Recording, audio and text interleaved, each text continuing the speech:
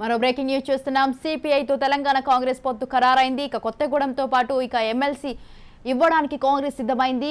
నిన్న రాత్రి రేవంత్ రెడ్డితో సిపిఐ నేతలు భేటీ అయ్యారు. అయితే సిపిఎం పార్టీతో పొత్తు విషయంపై క్లారిటీ ఇంకా రాలేదు.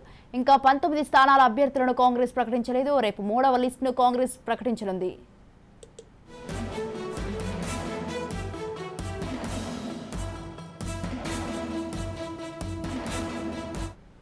రైట్, ఇదే విషయంపై పూర్తి సమాచారాన్ని అందించడానికి మా ప్రతినిధి విక్రాంత్ ఫోన్ లైన్ లో ఉన్నారు. విక్రాంత్, సిపిఐతో తెలంగాణ కాంగ్రెస్ అయితే పొత్తు ఖరారు కావడం జరిగింది. దీనికి సంబంధించి మీ దగ్గర ఉన్న తాజా అప్డేట్స్ ఏంటి?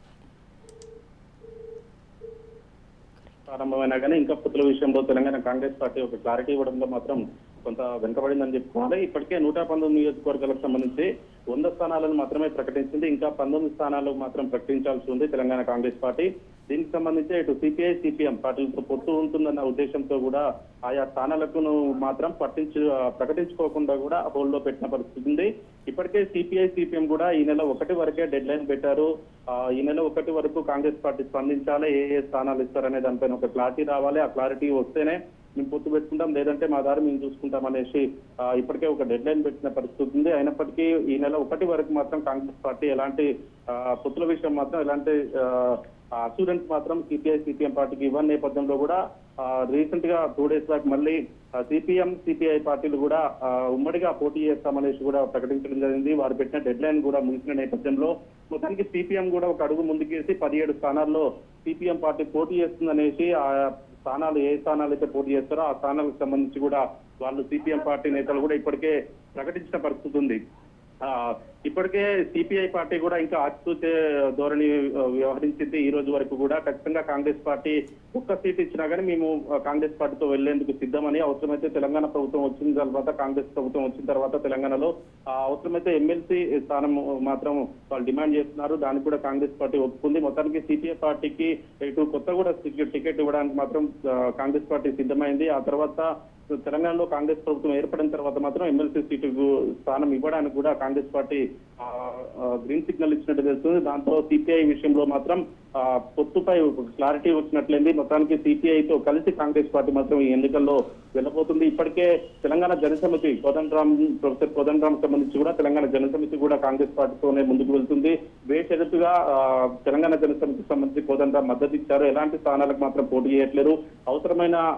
అవసరమైతే తెలంగాణలో కాంగ్రెస్ పార్టీ ఏర్పడిన తర్వాత కలుపుకొని వెళ్లాలనే డిమాండ్ మాత్రం కోదండరాం పెట్టిన పరిస్థితి. దానికి తెలంగాణ కాంగ్రెస్ మాత్రం సిద్ధపడింది. రీసెంట్ గా నిన్న కూడా తెలంగాణ వైఎస్ఆర్టీపీకి సంబంధించి షర్మిలకు సంబంధించిన పార్టీ తెలంగాణ వైఎస్ఆర్టీపీ, దానికి కూడా నిన్న షర్మిల కూడా బేషరతుగా మేము కాంగ్రెస్ పార్టీకి మద్దతు ఇస్తున్నామనేసి ప్రకటించడం జరిగింది. ఇప్పటికే మొదటి నుంచి కూడా షర్మిల కూడా 16 స్థానాలకు సంబంధించి కూడా 16 స్థానాలు మాకు ఇస్తే మేము కలిసి తెలంగాణలో కాంగ్రెస్ పార్టీతో కలిసి ముందుకు వెళ్ళడానికి సిద్ధమని ప్రకటించింది. అయినప్పటికీ తెలంగాణలో కాంగ్రెస్ పిసిసి అధ్యక్షుడు రేవంత్ రెడ్డి మాత్రం దీనికి సిద్ధపడలేదు. అవసరమైతే బేషరతుగా మద్దతు ఇవ్వండి, తెలంగాణ గవర్నమెంట్ వచ్చిన తర్వాత కాంగ్రెస్ గవర్నమెంట్ వచ్చిన తర్వాత కలిసి ముందుకు వెళ్లడంలో ప్రభుత్వం ముందుకు వెళ్లడంలో మాత్రం కలుపుకొని ముందుకు వెళ్దాం, కానీ సీట్ల విషయంలో మాత్రం ఒక్క సీటు కూడా ఇచ్చే ఆ ఉద్దేశం లేదని మాత్రం కరాఖండిగా కాంగ్రెస్ పార్టీ చెప్పిన నేపథ్యంలో కూడా నామినేషన్లు మొదలైనా కానీ షర్మిల మాత్రం ఖచ్చితంగా మేము పోటీలో ఉంటాం, అన్ని స్థానాల్లో కూడా పోటీ చేస్తామని చెప్పుకొచ్చారు. కానీ కర్ణాటక సంబంధించిన ఉప ముఖ్యమంత్రి పిసిసి అధ్యక్షుడు డికే శివకుమార్ మాత్రం చక్రం తిప్పాడని చెప్పుకోవచ్చు. దాంట్లో భాగంగానే షర్మిల కూడా బేషరతుగా నిన్ననే కాంగ్రెస్ పార్టీ కూడా మద్దతు ఇచ్చారు. తాజాగా సిపిఐ పార్టీ కూడా మద్దతు ఇచ్చింది. ఇటు కోదండరాం పార్టీ కూడా మద్దతు ఇచ్చింది. ఇక కేవలం సిపిఎం పార్టీ మాత్రం మద్దతు ఇవ్వాల్సి ఉంది. వాళ్ళు కూడా ఇప్పటికే 17 స్థానాలకు సంబంధించి పోటీ చేస్తామని చెప్పినప్పటికీ ఒక్క స్థానం ఇచ్చి తర్వాత ఎమ్మెల్సీ అంటే సేమ్ సిపిఐ లాగా ఇచ్చినా కానీ పోటీ మద్దతు ఇవ్వడానికి మాత్రం సిద్ధంగా ఉన్నట్టే తెలుస్తుంది. కానీ ఏ ఒక్క సీటు కూడా వదులుకోవడానికి కాంగ్రెస్ పార్టీ సిద్ధంగా లేదు.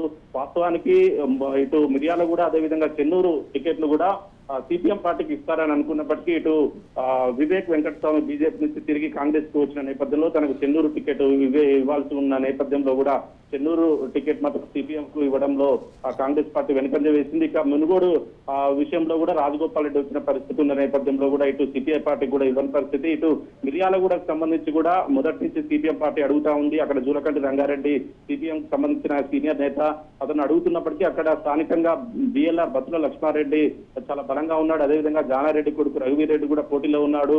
నేను కూడా పోటీ చేస్తున్నా అక్కడ అప్లై చేస్తున్న పరిస్థితి ఉంది. కాబట్టి అక్కడ మునుగోడు అదేవిధంగా మిర్యాలగూడ స్థానాలు కూడా ఇటు కమ్యూనిస్టులకు ఇవ్వని పరిస్థితి ఉంది. దాంట్లో మొత్తానికి ఇప్పటికే సిపిఐకి పొత్తు ఖరారైన నేపథ్యంలో సిపిఎం విషయంలో కూడా ఈ రోజు సాయంత్రం వరకు ఒక క్లారిటీ వచ్చే అవకాశం మాత్రం కనిపిస్తుంది. Swathi. Right, thank you Vikrant, thanks for the details.